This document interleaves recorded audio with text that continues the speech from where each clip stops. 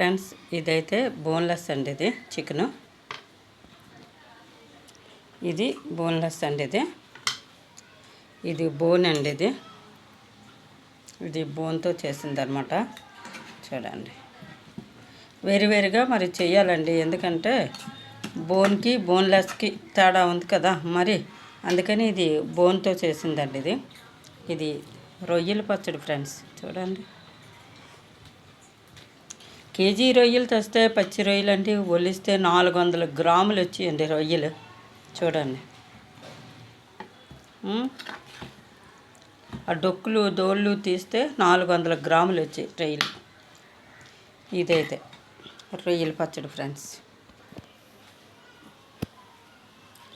ఈరోజు ఒక్కరోజే ఇది 3 ఇలా తయారు చేసానండి.